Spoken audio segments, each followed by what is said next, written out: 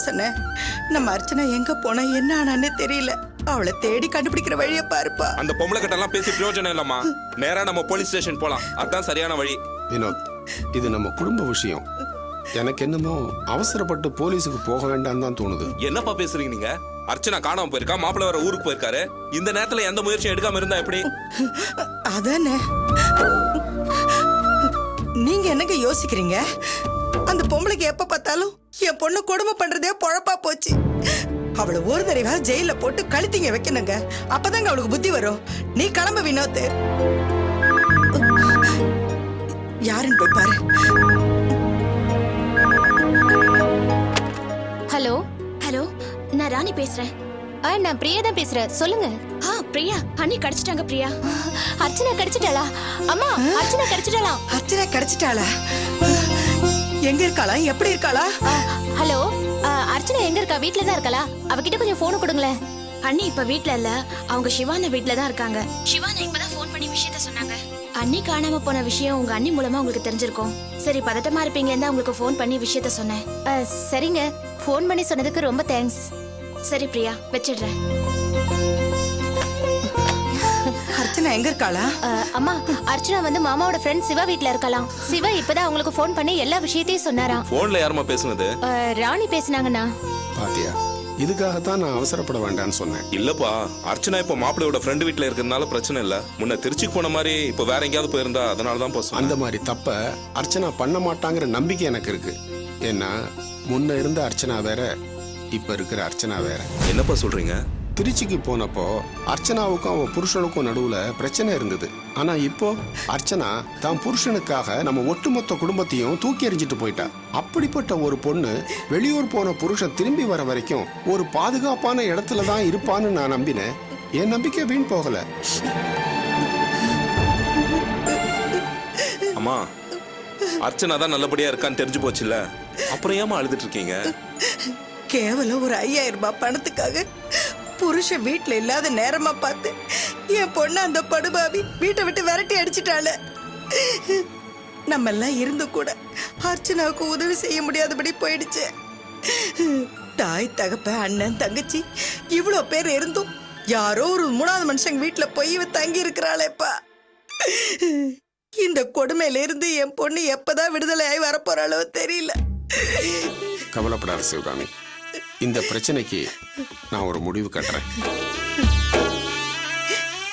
என்னங்க பண்ண போறீங்க? அத காலையில சொல்றேன். இப்போ அழாம அமைதியார்.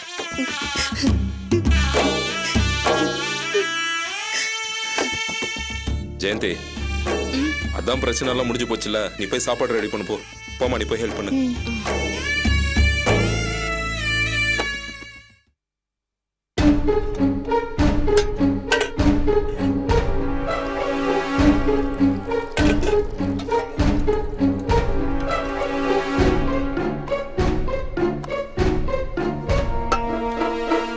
ரொம்ப தேங்க்ஸ் அண்ணி. எதுக்கு? எனக்கு எதுக்கு தேங்க்ஸ் சொல்ற? என்ன நீ எதுவுமே தெரியாத மாதிரி கேக்குறீங்க? இன்னைக்கு சாயந்தரம் வீட்டுக்குள்ள வந்து அம்மா கிட்ட ஒரு முக்கியமான விஷயம் சொல்லணும்னு சொன்னதும் எனக்கு அப்படியே திக்குன்னு ஆயிடுச்சு. நீங்க வேற நான் என் பாய் ஃப்ரெண்ட் கூட போனதை பாத்தீங்களா? ஒருவேளை அம்மா கிட்ட அதை பத்தி தான் சொல்ல போறீங்களோன்னு நான் பயந்துட்டேன். நீங்க அர்ச்சனா விஷயத்தை பத்தி பேச ஆரம்பிச்சதுக்கு அப்புறம் தான் அப்பாடா நாம தப்பிச்சிட்டோன்னு எனக்கு உயிரே வந்துச்சு. வாடி வா, நீயா வந்து என் வலையில மாட்டிக்கிட்டியா? படிக்கிற வயசுல இந்த மாதிரி பாய் ஃப்ரெண்ட்ஸோட பைக்ல சுத்துறது சாதாரண விஷயம் தான், ஜாலியான விஷயமும் கூட.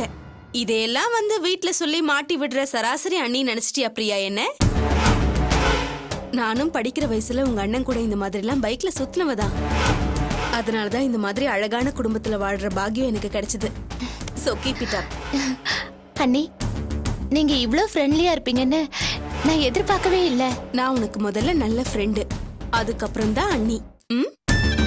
இந்த வயசுல ஜாலியா இல்லாம வேற எந்த வயசுல ஜாலியா இருக்க போற? அதனால உன் சந்தோஷத்துக்கு நான் எப்பவுமே தடையாவே இருக்க மாட்டேன். ஆனா ஒண்ணு பிரியா, இந்த வீட்ல இருக்கிறவங்க எல்லாரும் என்ன மாதிரி இந்த விஷயத்த சாதாரணமா எடுத்துப்பாங்கன்னு என்னால சொல்ல முடியாது. அதனால என் கண்ணுல பட்ட மாதிரி வீட்ல இருக்கவங்க வேற யார் கண்ணியாவது பட்டுட போறேன். விஷயம் அத்தைக்கு தெரிஞ்சதுன்னு வச்சுக்கோ, ரணகலம் ஆயிடும். பாத்துக்கோ. காவியா கல்யாணமாகி போனதுக்கு அப்புறம் என் விஷயத்த ஷேர் பண்ணிக்க இந்த வீட்ல யாருமே இல்லைன்னு நினைச்சேன். எனக்கு ஒரு நல்ல ஃப்ரெண்டா நீங்க கிடைச்சிருக்கீங்க. ரொம்ப சந்தோஷமா இருக்க அண்ணி. ஆ,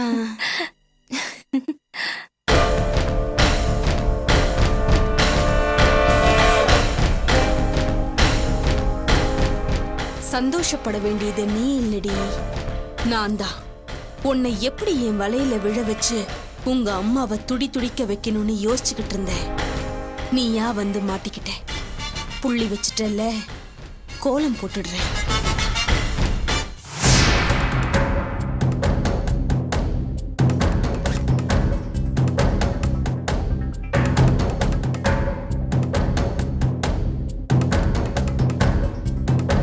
என்னண்ணா ஏன் ஒரு மாதிரி இருக்கீங்க? இல்லம்மா, எனக்கு என்னமோ இந்த போட்டோவை பார்த்தா சரியா படல. மனசெல்லாம் ஒரே பயமா இருக்கு. ஹவுஸ் ஓனரை சமாளிக்கிறதுக்கு இதை விட்ட வேற வழி இல்லைன்னு. புருஷன் பொண்டாட்டி 2 பேரும் ஜோடியா இருக்கிற போட்டோ ஒண்ணு கூடவா இல்லன்னு அவர் கேட்டார்ல, அதுக்குதான் இந்த ஏற்பாடு. அவர் பார்வையில படுற மாதிரி இருந்தா எந்த பிரச்சனையும் வராதுண்ணா. நீ சொல்றதெல்லாம் கரெக்டு தாம்மா. ஆனா இந்த போட்டோவை வெளியில யாராவது பார்த்தாங்கன்னா என் நிலைமை அதுக்கப்புறம். நீங்க ஒண்ணும் கவலைப்படாதீங்கண்ணா. எனக்காக எவ்வளவோ பண்ற உங்களுக்கு என்னால பிரச்சனைனா நான் பார்த்துட்டு சும்மா இருப்பேனா? இங்க பாருண்ணா, எங்க வேணாலும் நான் வந்து சொல்லுவேன். எனக்கும் உங்களுக்கும் இருக்கிறது அண்ணன் தங்கச்சி உறவுதான்னு. ஐயோ, மணி 9:45 ஆச்சுமா. நான் வீட்டுக்கு கிளம்புறேம்மா. இருங்கண்ணா, சாப்பிட்டு போங்கண்ணா. இல்லம்மா, நான் வீட்டுக்கு போய் சாப்பிட்டுக்கிறேம்மா. என் கையால நான் சமைச்சத நீங்க சாப்பிட்டு போனீங்கன்னா எனக்கு சந்தோஷமா இருக்கும்ண்ணா. யோசிக்காதீங்கண்ணா. சரி, நீ கொஞ்சம் சீக்கிரம் ரெடி பண்ணுமா. தோ 5 நிமிஷத்துல ரெடி பண்ணிடுறேன்.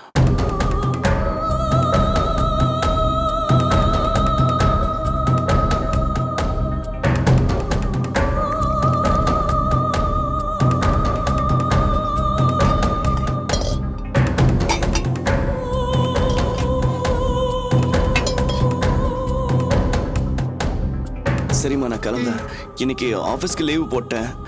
நாளைக்கு ஆஃபீஸ்க்கு போயிடுவேன். அதனால என்னால் வர முடியாது. ஹவுஸ் ஓனர் கேட்டார்னா ஆஃபீஸ் விஷயமா வெளியூர் போயிருக்கேன்னு ஏதாவது சொல்லி சமாளிச்சிடு. நான் நேரம் கிடைக்கும் போது உன்னை வந்து பார்த்துக்கிறேன்னு. சரிங்கண்ணா. வரேம்மா, பத்திரமா இருந்துக்க. சரி.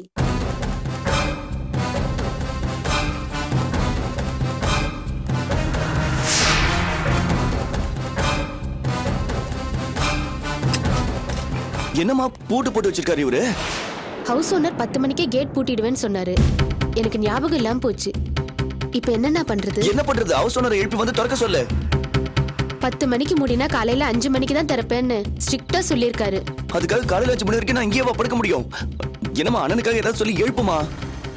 அது எப்படின்னா முடியும்? ஹவுஸ் ஓனரை பொறுத்த வரைக்கும் நீங்க எனக்கு அண்ணா இல்லையே. ஐயோ, வேற என்னதாப்பா?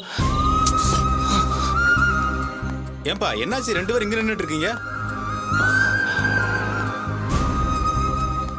சார், இல்ல, நான் கொஞ்சம் வெளியே போகணும். ஆனா கேட்டு பூட்டி இருக்கு. நான் தான் ஏற்கனவே சொல்லியிருக்கேன்ல, ராத்திரி 10 மணிக்கெல்லாம் பூட்டிடுவேன்னு. சொல்லிருந்தீங்க, நான் மறந்துட்டேன். I'm sorry. இந்த நேரத்துல எங்க கிளம்பிட்டீங்க? அது சாப்பிட்ட உடனே எனக்கு இந்த வாழைப்பழம் சாப்பிட்ற பழக்கம். அதை இவ வாங்கி வைக்க மறந்துட்டா. அதான் நான் போய் வாங்கிட்டு வரலாமேன்னு. அப்படியா? இருங்க வரேன்.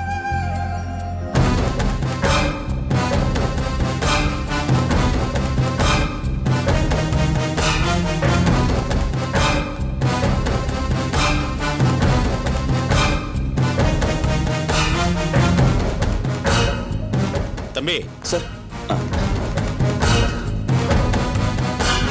இதுக்காக நீங்க வெளியெல்லாம் போக வேண்டாம். இந்த நேரத்துல கடையெல்லாம் சாத்தியிருக்கோம், போய் சாப்பிடுங்க. போங்க. Thanks sir. வா.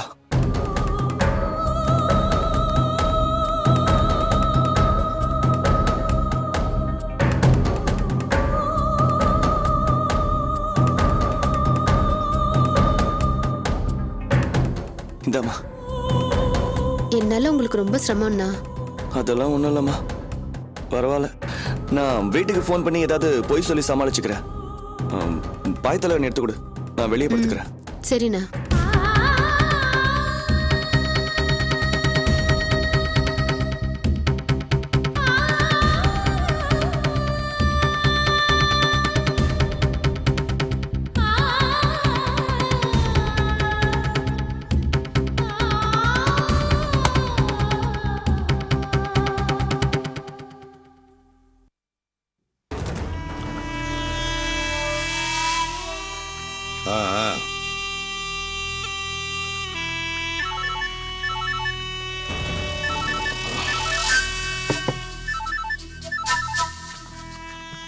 ஹலோ. நீங்க சொன்ன மாதிரியே நானும் வாசுவும் ஜோடியா போட்டோ எடுத்து வீட்ல மாட்டிட்டேன். ம், வெரி குட். அவனை ராத்திரி உன் வீட்டை தங்க வைக்க சொன்னேன், அதை செஞ்சே இல்லை, கோட்டை விட்டுட்டியா? ஐயோ, நல்லபடியா செஞ்சுட்டேன் சார். வாசு இப்ப இங்கதான் தங்கி இருக்கான். அவனை தங்க வைக்கிறதுக்குள்ள போதும் போதும் ஆயிடுச்சு சார். ஏன், என்னாச்சு? என்னை வீட்டுக்கு கூட்டிட்டு வந்ததும் வீட்டுக்கு கிளம்புறேன் பறந்தான் சார். இருங்கண்ணே, என் கையால சாப்பிட்டு போங்கன்னு சொல்லி சென்டிமெண்டா லாக் பண்ணி வச்சேன். 10 மணி ஆனதும் ஹவுஸ் ஓனர் கேட்டை பூட்டிடுவாரு, சாவி தரமாட்டாருன்னு எனக்கு தெரியும். அதனாலதான் அப்படி லேட் பண்ணேன். அப்படியும் பழம் வாங்கறதுக்கு வெளியில போகணும்னு ஹவுஸ் ஓனர் கிட்ட சாவி கேட்டான். எங்க அவரும் சாவி கொடுத்துருவாரோன்னு நான் பயந்து போயிட்டேன். நல்ல வேலை, அவர் சாவிக்கு பதிலா வீட்ல இருந்து பழத்தை எடுத்துட்டு வந்து கொடுத்துட்டாரு. பையன் ஏமாந்து போய் இங்கதான் படுத்து கிடக்குறான். ரொம்ப திறமைசாலிதான். எல்லா விஷயத்தையும் இதே மாதிரி ஃபாலோ பண்ணு. நான் வச்சிட்டுமா? சரிங்க சார். என்னண்ணே? டேய், என் பிளான் படி அந்த ரஜினி வாசு வீட்லயே தங்க வச்சிட்டாடா. அண்ணே, நீங்க பலே கில்லாடினே. இந்த ரூமுக்குள்ளே உட்காந்துக்கிட்டு பல காய்களை நகர்த்துறீங்களே. அந்த சாணக்கியனை உங்ககிட்ட தோத்துருவாண்ணே. டேய், யாருன்னு பாரு.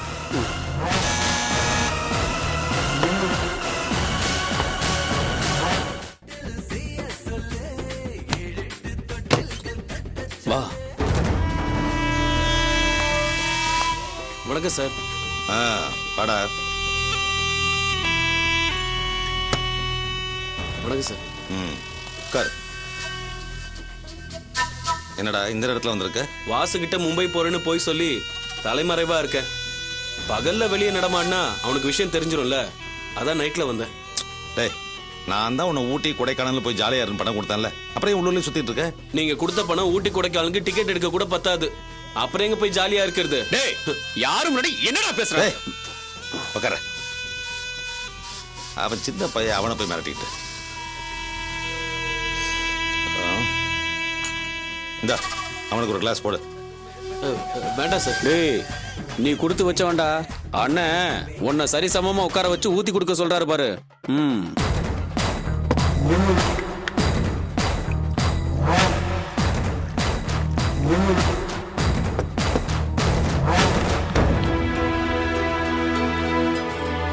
புடி.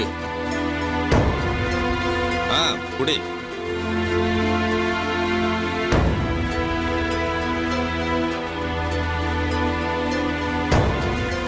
இந்த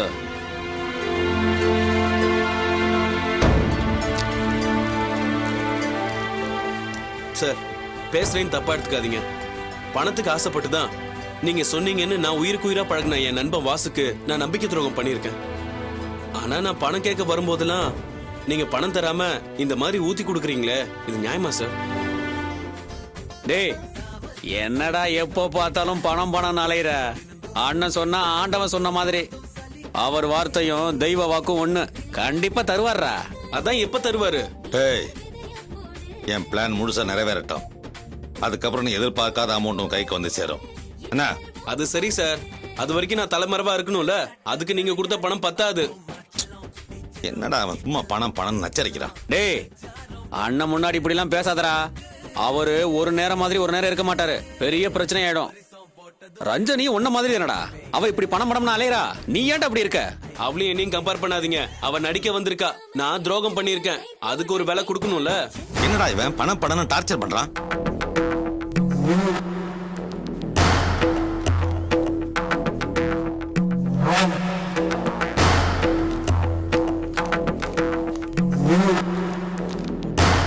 இந்தா, நான் உனக்கு மொத்தமா கொடுக்கலாம்னு நினைச்சேன், நீ அவசரப்பட்ட. நான் சொல்ற வரைக்கும் நீ வெளியுள்ளதா இருக்கணும். டேய், 10,000 ரூபாடா. 10,000 இல்ல, 10,000. டேய், என்னண்ணே ரொம்ப கூட கூட பேசுறாம? டேய், சும்மாரா. டேய், நீ கிளம்பு. பாசு கண்ணில் பற்றாத, ஜாக்கிரதை. சரி, நான் வரேன் சார்.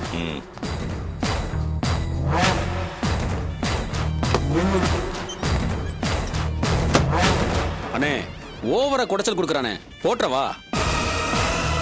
அவசரப்படாத, முதல்ல நம்ம காரியம் முடியட்டும், அதுக்கப்புறம் அவனுக்கு காரியம் பண்ணலாமா கையை காலை எடுக்கலாமான்னு முடிவு பண்ணுவோம்.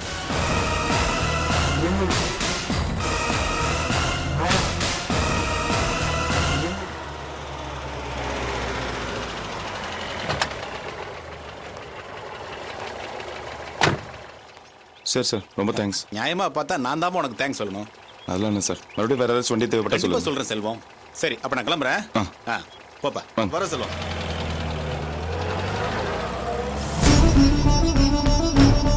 செல்வம், டேய் சிவா, என்னடா அங்கேயே நிக்கிற? இங்க வா, உள்ள போய் அர்ச்சனா கையில காஃபி டிஃபன் ஏதாவது சாப்பிட வேண்டியதானே?